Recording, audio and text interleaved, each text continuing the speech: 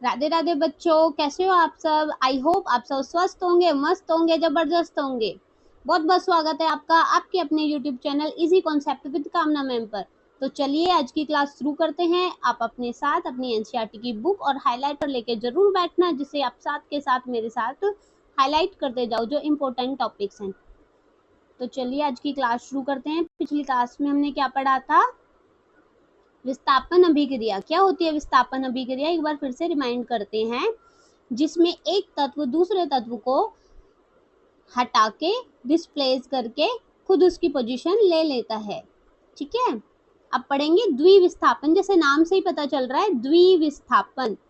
दो तत्वों का विस्थापन होता है। इधर यहाँ पे एक तत्व दूसरे तत्व को हटा के उसकी पोजीशन ले लेगा और दूसरा तत्व पहले वाले तत्व की पोजीशन ले लेगा। ठीक है, उसको बोलते हैं द्विविस्थापन अभिक्रिया।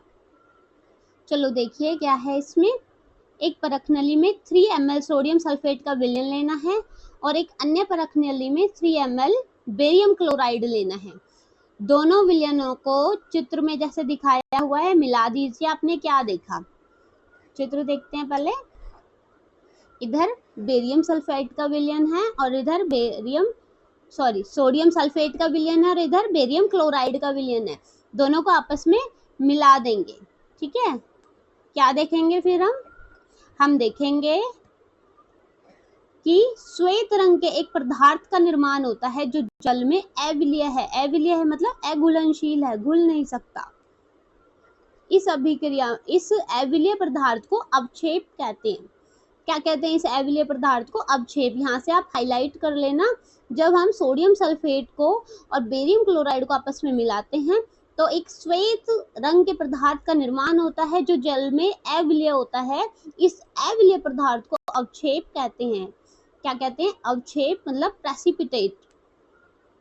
जिस अभिक्रिया में अवक्षेप का निर्माण होता है उसे अवक्षेपण अभिक्रिया कहते हैं। और इस अभिक्रिया को क्या बोला जाता है? अवक्षेपण अभिक्रिया। ये एग्जाम्पल है इसका। एग्जाम्पल देख लेना क्या है। सोडियम सल्फेट प्लस में बेरियम क्लोराइड जब आपस में रिएक्शन करते हैं, दोनों एक्वस फॉर्म में होते हैं पहले तो। ठीक है, तो क्या बनाते हैं? बेरियम सल्फेट और सोडियम क्लोराइड। सोडियम क्लोराइड के 2 अणु होते हैं बच्चों, इस बात पे ध्यान देना। ठीक है, यहीं से बैलेंस भी होती है और पता चलता है हमें कितने अणु किसके यूज हो रहे हैं। ठीक है, बन रहे हैं, कितने बनाते हैं, कितने यूज होते हैं। जो बेरियम सल्फेट होता है ये प्रेसिपिटेट है। क्या है इधर? प्रेसिपिटेट है, अवक्षेप है। ठीक है, और ये सॉलिड फॉर्म में होता है। और जो ये NaCl है ये लिक्विड फॉर्म में, एक्वस फॉर्म में है। इन्होंने लिखा हुआ है ना इधर, ये सॉलिड में है, ये एक्वस में। एक्वस में मतलब घुला हुआ है, घुले हुए रूप में है। ठीक है, सॉल्यूशन की फॉर्म में है। आगे देखिए ऐसा क्यों होता है। Ba2+ तथा SO4 2 नेगेटिव की अभिक्रिया से BaSO4 के अवक्षेप का निर्माण होता है। बेरियम सल्फेट के अवक्षेप का निर्माण होता है। एक अन्य उत्पाद सोडियम क्लोराइड का भी निर्माण होता है जो विलयन में ही रहता है ना। विलयन में रहता है मतलब घुला हुआ रहता है उसमें। वे अभिक्रियाएं जिनमें अभिकारकों के बीच आयनों का आदान प्रदान होता है उन्हें द्विविस्थापन अभिक्रियाएं कहते हैं। बच्चों यहाँ से हाईलाइट कर लेना। वे अभिक्रियाएं जिनमें अभिकारकों के बीच, अभिकारक रिएक्टेंट जिनकी रिएक्शन करानी है, उनके बीच आयनों का जब आदान प्रदान होता है तो उसे द्विविस्थापन अभिक्रिया कहते हैं। ठीक है, क्रियाकलाप 1.2 पर ध्यान दें जो हमने पीछे किया था 1.2 क्रियाकलाप, उसमें जिसमें आपने lead second nitrate and potassium iodide के विलयनों को मिश्रित किया था। लेड नाइट्रेट क्या था? PbNO3 का होल 2 प्लस में पोटाशियम मतलब K, आयोडाइड KI। ठीक है, इनकी आपस में जब हमने रिएक्शन कराई थी तो क्या बना था? क्या बना था भाई? अवक्षेप बना था ना। उधर भी अवक्षेप बना था, उधर भी इसका अवक्षेप बना था लेड मतलब Pb, आयोडाइड I2 प्लस में पोटाशियम नाइट्रेट पोटाशियम के नाइट्रेट NO3, ठीक है, इसका अवक्षेप बना था। अवक्षेप कौन सा है इसमें? अवक्षेप है PbI2।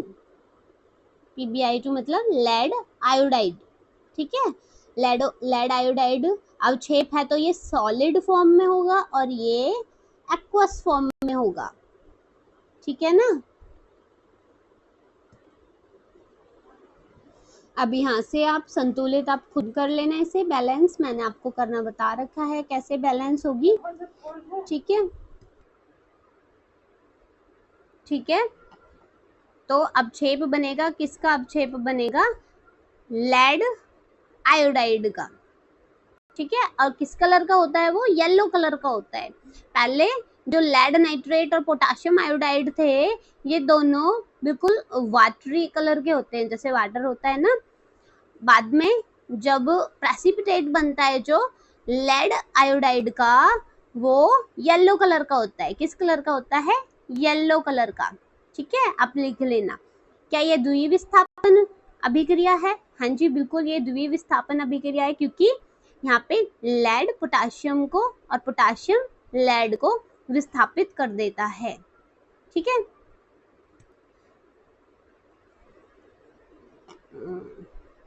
आगे देखिए, आगे है अपचयन एवं उपचयन।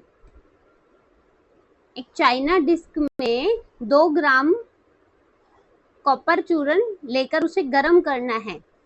आपने क्या देखा? कॉपर चूर्ण की सतह पर कॉपर ऑक्साइड की काली परत चढ़ जाती है। ये काला पदार्थ क्यों बना?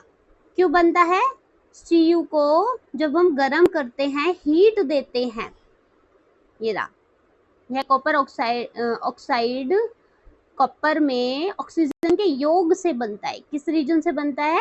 ऑक्सीजन के योग से। जब Cu को हम गर्म करते हैं तो ऑक्सीजन उसमें आके मिल जाती है और इसलिए कॉपर ऑक्साइड बन जाता है, ठीक है। कॉपर ऑक्साइड बन जाता है तो उसका कलर कैसा हो जाता है?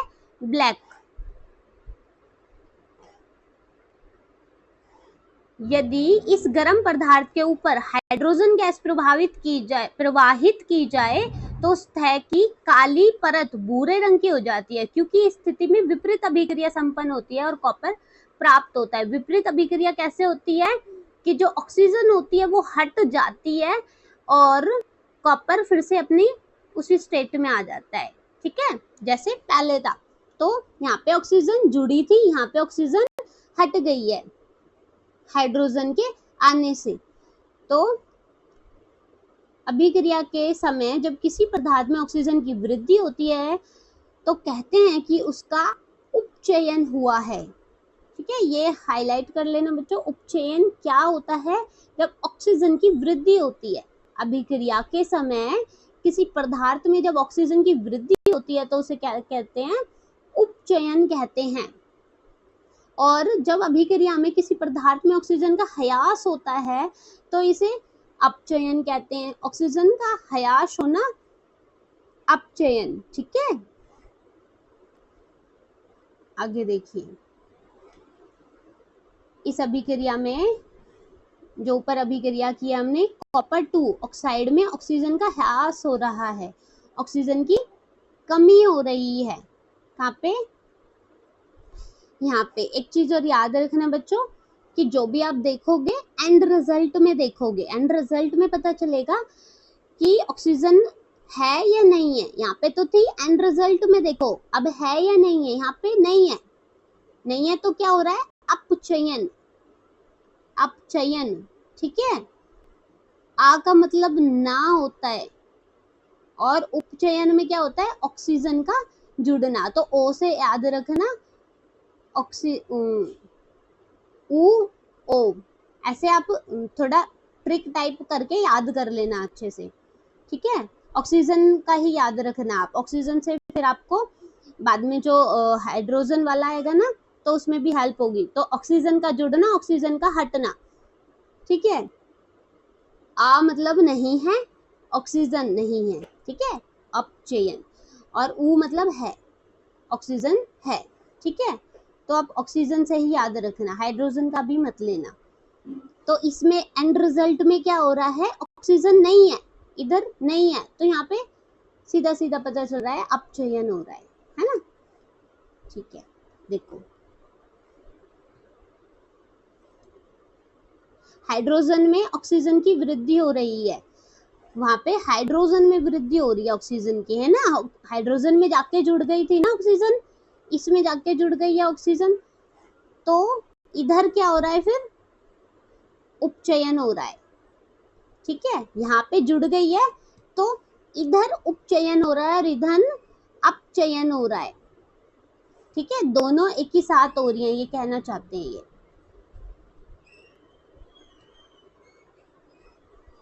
अर्थात किसी अभिक्रिया में अभिकारक अपचयित और दूसरा अभिकारक उपचयित होता है तो इन अभिक्रियाओं को उपचयन, अपचयन अथवा रेडॉक्स अभिक्रियाएं कहते हैं। यहाँ से हाईलाइट कर लेना, आपको मैंने समझा भी दिया है कि एक ही रिएक्शन में कैसे अपचयन भी हो रहा है और उपचयन भी हो रहा है। आप इस वाले एग्जाम्पल को देख के समझते हैं दोबारा से कि कैसे एंड रिजल्ट, मैंने बोला ना एंड रिजल्ट देखना है तो एंड रिजल्ट देखेंगे।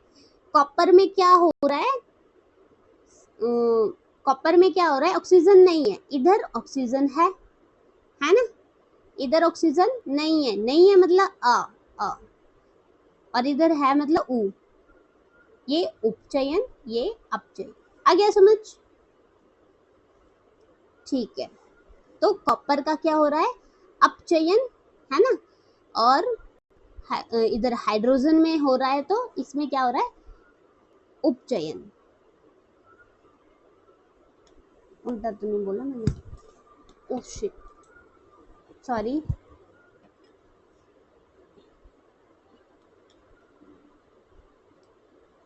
अब देखो रेडॉक्स अभिक्रिया के कुछ और एग्जाम्पल हैं।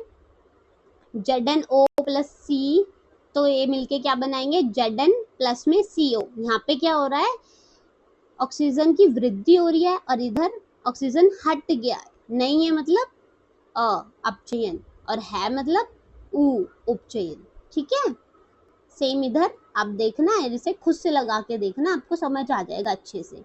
ठीक है, नहीं समझ आता है तो कमेंट बॉक्स में कमेंट करके बता देना, मैं आपको फिर से बता दूंगी। अभिक्रिया 1.31 में कार्बन उपचयित होकर CO और ZnO अपचयित होकर Zn बनाता है ना, क्योंकि अभी मैंने आपको समझा दिया। यहाँ पे Zn क्या हो रहा है, ऑक्सीजन हट गई है तो अपचयित हो रहा है और यहाँ पे कार्बन का O जुड़ रहा है, ऑक्सीजन जुड़ रही है तो उपचयन हो रहा है ना। ठीक है, और इस वाली अभिक्रिया में जो हो रहा है आप देखना, खुद से करके देखना है, फिर इसे मीनिंग को समझना, बहुत अच्छे से आपको समझ आएगा।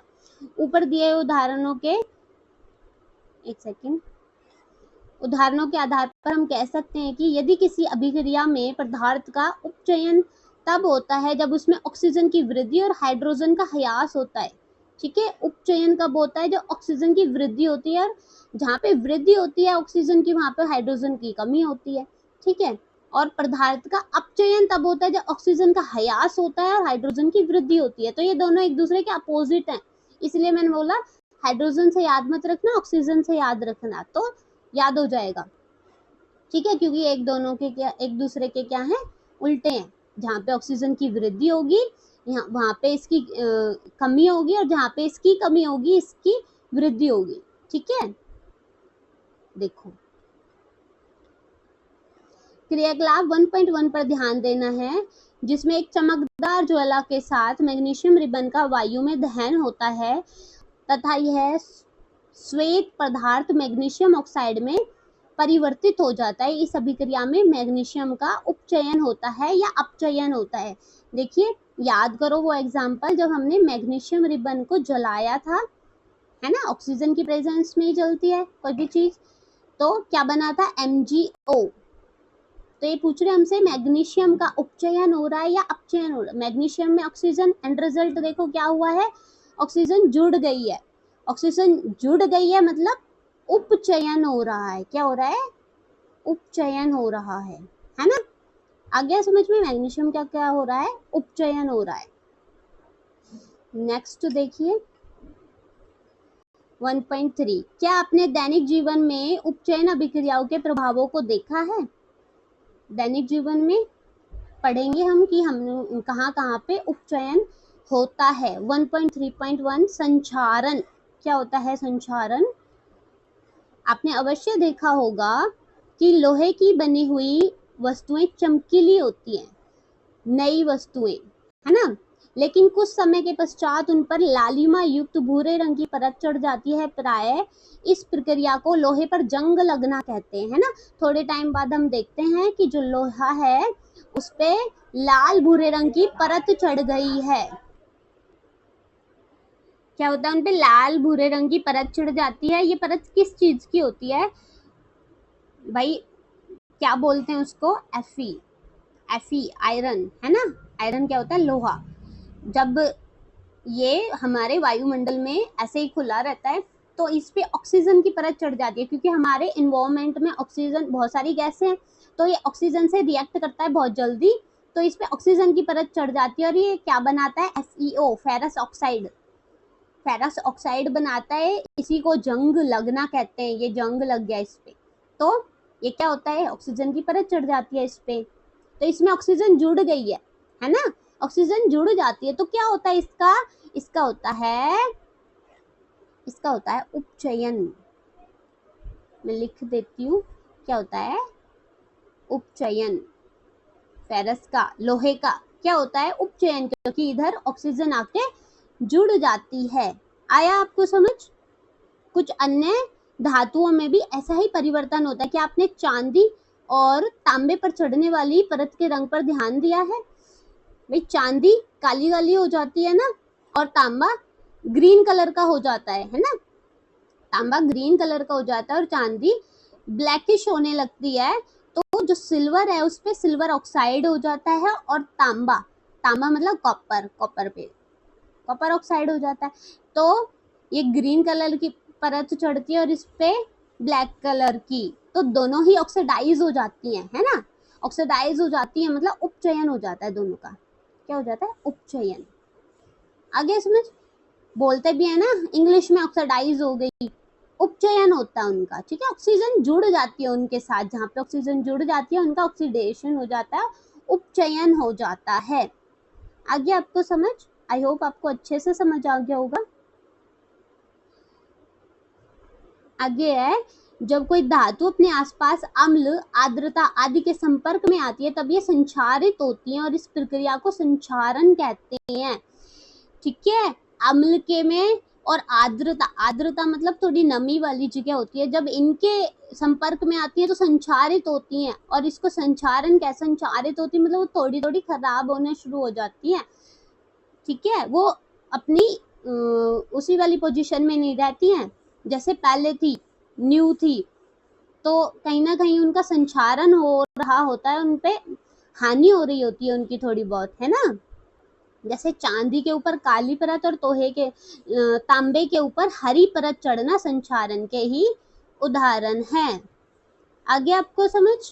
ये किसके उदाहरण है? संचारण के। संचारण के कारण कार के ढांचे, पुल, लोहे की रेलिंग, जहाज, धातुएं, विशेषकर लोहे से बनी हुई वस्तुओं की बहुत क्षति होती है। सबसे ज्यादा क्षति लोहे की बनी हुई वस्तुओं की होती है, क्योंकि तांबे को और सिल्वर को तो अच्छे से साफ भी किया जा सकता है, लेकिन जब हम लोहे को साफ करने की कोशिश करते हैं तो वो प्रॉपरली उसका जंग नहीं हटता है, कहीं ना कहीं उसका झड़ रहा होता है ना वो जंग, तो उसका क्षरण हो रहा होता है, मतलब क्षति पहुंच रही होती है उसको, वो कहीं ना कहीं धीरे धीरे नष्ट हो जाता है, वहां से जंग लग के देखते हैं ना वो टूट जाता है ना। लोहे का संक्षारण एक गंभीर समस्या है। क्षतिग्रस्त लोहे को बदलने में हर वर्ष अधिक पैसा खर्च होता है। अध्याय 3 में आपको संक्षारण के बारे में अधिक जानकारी प्राप्त होगी। ठीक है, समझ आ गया आपको? अब है विकृत गंधिता। क्या होता है विकृत गंधिता? विकृत गंधिता, वसायुक्त और तेलीय खाद्य पदार्थ जब लंबे समय तक रखी जाती हैं तब उनका स्वाद और गंध कैसी होती है? जो तेल वाले पदार्थ होते हैं वही उनको ही बोलते हैं ना वसा वाले पदार्थ। जब उन्हें लंबे समय तक हम रख देते हैं, स्पेशली खुली जगह पर रख देते हैं, तो जो ऑक्सीजन की उसमें आते हैं, कांटेक्ट में आते हैं, तो खराब होना शुरू हो जाते हैं, उनका गंध बदल जाता है, उनका स्वाद बदल जाता है ना। तो उसी को बोलते हैं विकृत गंधिता। क्या हो रहा होता है उधर भी उनका, क्योंकि ऑक्सीजन उनके साथ जुड़ जाती है, तो उधर भी उनका उपचयन हो रहा होता है। तो उपचयित होने पर तेल तथा वसा विकृत गंधी हो जाते हैं, है ना। वसा और तेल जब उपचयित होते हैं तो ये विकृत गंधी हो जाते हैं और उनके स्वाद और गंध बदल जाते हैं। प्राय तेलीय तथा वसायुक्त खाद्य पदार्थों में उपचयन रोकने वाले पदार्थ, उपचयन रोकने वाले मतलब प्रति ऑक्सीकारक, जो ऑक्सीजन को उसमें मिलने ना दे, प्रति मतलब उसके अपोजिट काम करे, जो है ना, मिलाए जाते हैं। और वायु रोधी बर्तनों में, जहां से वायु ट्रांसफर ना हो सके, ऑक्सीजन उनके कांटेक्ट में ना आ सके, खाद्य सामग्री रखने में उपचयन की गति धीमी हो जाती है। जहाँ पे ऑक्सीजन उनके कांटेक्ट में ही नहीं आएगी, तो वहां पे जो उपचयन है वो होगा ही नहीं, कम होगा बहुत। क्या आप जानते हैं कि चिप्स बनाने वाले चिप्स की थैली में ऑक्सीजन हटाकर उसमें नाइट्रोजन जैसी कम सक्रिय गैसों से युक्त कर देते हैं, ताकि चिप्स का उपचयन ना हो सके, है ना। समझ में आया? क्या भर देते हैं उधर? नाइट्रोजन गैस भरते हैं चिप्स की थालियों में, जिससे ऑक्सीजन का कांटेक्ट बिल्कुल ही खत्म हो जाए और वो जो चिप्स वगैरह हैं खराब ना हो, है ना। अब आपको समझ आ गया कि ऑक्सीजन का कितना बड़ा रोल है हमारी वस्तुओं को उपचयन करने में। कुछ चीजें तो बिल्कुल ही खराब भी हो जाती हैं। ठीक है, आगे देखिए क्वेश्चंस देखिए। जब लोहे की कील को कॉपर सल्फेट के विलयन में डुबोया जाता है तो विलयन का रंग क्यों बदल जाता है? क्यों बदल जाता है? Fe फेरस को जब CuSO4 के सॉल्यूशन में डुबोते हैं तो क्यों रंग बदल जाता है? क्या अभिक्रिया होती है भाई? FeCu को क्या कर देता है? हटा देता है, क्योंकि हमने पहले पढ़ा था ना, ये Cu कम क्रियाशील है, ये ज्यादा अभिक्रियाशील है, तो फेरस इसको हटा के विस्थापित करके खुद उसकी पोजीशन ले लेता है, इसलिए उसका कलर भी चेंज हो जाता है। ठीक है, क्या बनाता है? FeSO4 और उसका कलर चेंज कर देता है, क्योंकि वो उसकी पोजीशन को चेंज करके अपना कलर दे देता है उसे। ठीक है, देखिए सेकंड क्वेश्चन है 1.10 क्रियाकलाप से भिन्न द्विविस्थापन अभिक्रिया का एक एग्जाम्पल बताओ। तो 1.2 वाला एग्जाम्पल ले सकते हैं हम, क्रियाकलाप 1.2 में जो हमने किया था। ठीक है, वो लिख लेना इधर। अब ये है देखना है कि कहाँ पे अपचयित हो रही है, कौन सी उपचयित हो रही है। ठीक है, मैंने आपको पहले ही बताया था, अगर देखो तो सीधा एंड रिजल्ट देखो, एंड रिजल्ट से पता करो कहाँ पे क्या हो रहा है।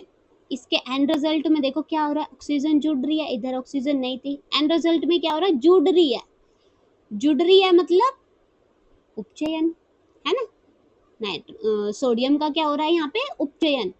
ऐसे ही यहाँ पे देखो कॉपर में, कॉपर का क्या हो रहा है भाई? ऑक्सीजन हट गई, हट गई मतलब अपचयन, और इधर जुड़ गई, इसका उपचयन।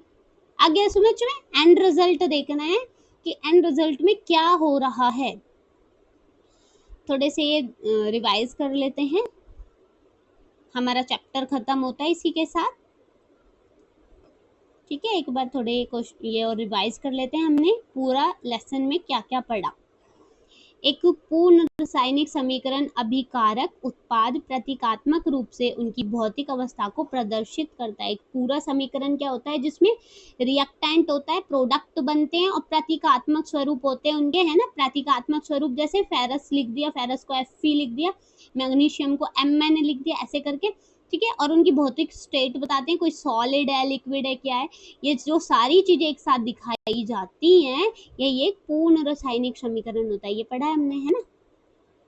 नेक्स्ट है, रासायनिक समीकरण को संतुलित किया जाता है, जिससे समीकरण में अभिकारक और उत्पाद दोनों ही रासायनिक अभिक्रिया में भाग लेने वाले प्रत्येक परमाणु की संख्या समान हो, है ना। किस लिए हम संतुलित करते हैं भाई, कि दोनों साइड LHS साइड और RHS साइड अभिकारक और उत्पाद दोनों के जो परमाणुओं की संख्या है वो सेम हो जाए, है ना। समीकरण को संतुलित होना आवश्यक है। आगे समझ में, दोनों को परमाणुओं की संख्या समान करने के लिए अभिकारक की भी और उत्पाद की भी। परमाणुओं की संख्या क्योंकि हमने पढ़ी है ना, नष्ट तो होते ही नहीं है, ना नष्ट होते हैं और ना ही निर्माण होते हैं समीकरण में, बस एक्सचेंज हो जाते हैं, दूसरी पोजीशन ले लेते हैं, ठीक है, पोजीशन बदल लेते हैं, अपने आयंस ट्रांसफर कर लेते हैं, लेकिन रहते वहीं पे, डिस्ट्रॉय नहीं होते, ना ही क्रिएट होते। नेक्स्ट क्या है, संयोजन अभिक्रिया में दो या दो से अधिक पदार्थ मिलकर एक नया पदार्थ बनाते हैं ना, सिंपल है, पढ़ा हमने। वियोजन में क्या होता है, संयोजन के विपरीत है ये, इसमें क्या होता है, एक पदार्थ वियोजित होकर दो से अधिक पदार्थ बनाता है ना, दो से अधिक प्रोडक्ट बनाता है, उत्पाद बनाता है। जिन अभिक्रियाओं में उत्पाद के साथ ऊष्मा उत्पन्न होती है, उत्सर्जन होता है, उसका ऊष्माक्षेपी होती है ना, वो क्या होती है, ऊष्माक्षेपी अभिक्रिया होती है, पढ़ी हमने सारी। क्या बोलते हैं इन्हें, एक्सोथर्मिक, एक्सोथर्मिक, ठीक है। और जिन अभिक्रियाओं में ऊष्मा का अवशोषण होता है उन्हें ऊष्मा शोषी कहते हैं, इनको एंडोथर्मिक कहते हैं। क्या कहते हैं, एंडोथर्मिक, ठीक है। जब एक तत्व दूसरे तत्व को उसके यौगिक से विस्थापित कर देता है तो विस्थापन होती है ना। और जहां पे दो अलग अलग परमाणु या परमाणुओं के समूह का आपस में आदान प्रदान होते हैं उन्हें द्विविस्थापन कहते हैं। जहाँ पे एक तत्व विस्थापित करता है दूसरे को, उसको ओनली विस्थापन बोलेंगे। जहाँ दोनों यौगिकों के, है ना, दोनों यौगिकों के परमाणु या परमाणुओं के समूह भी कह सकते हैं हम। जैसे वहां पे था ना, क्या था, NO3 पूरा था ना, ये समूह ही तो था, NO3 का होल 2 था PB वाले में। तो यहाँ पे पूरा तो परमाणुओं का समूह है ना, क्योंकि N फॉर नाइट्रोजन है, O फॉर ऑक्सीजन है, तो इनके समूह ने ट्रांसफर किया था। तो जब आपस में ये चेंज हो जाते हैं दो, तो उन्हें द्विविस्थापन कहते हैं। अवक्षेपण अभिक्रिया से अविलीय लवण प्राप्त होते हैं ना, प्रेसिपिटेट में अविलीय पदार्थ बनते हैं जो कि सॉलिड फॉर्म में होते हैं, अघुलनशील होते हैं ये उसमें, जल में। अभिक्रिया में पदार्थों से ऑक्सीजन या हाइड्रोजन का योग अथवा हयाश भी होता है, ठीक है। अभिक्रिया में क्या होता है, ऑक्सीजन और हाइड्रोजन का योग या हयाश भी होता है, दोनों चीज होती है कि अभिक्रिया के अंदर। जहाँ पे ऑक्सीजन का योग और हाइड्रोजन का हयाश होता है वहां पे ऑक्सीकरण बोलते हैं या उपचयन बोलते हैं, और जहाँ पे ऑक्सीजन का हयाश होता है और हाइड्रोजन का योग होता है उसको अपचयन बोलते हैं, ठीक है। आ गया समझ में।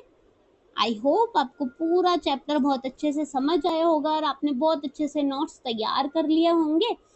तो अब हम नेक्स्ट क्लास में नेक्स्ट चैप्टर शुरू करेंगे। अगर आपको अच्छा लगा हो वीडियो तो लाइक कर देना, कमेंट कर देना, अपने फ्रेंड्स को शेयर कर देना, और एक एक कॉन्सेप्ट को अच्छे से क्लियर करते हुए चलना है, ठीक है। तो इसी के साथ एंड करते हैं क्लास को। बहुत बहुत धन्यवाद आपका अब तक क्लास में बने रहने के लिए। राधे राधे सभी को, टेक केयर।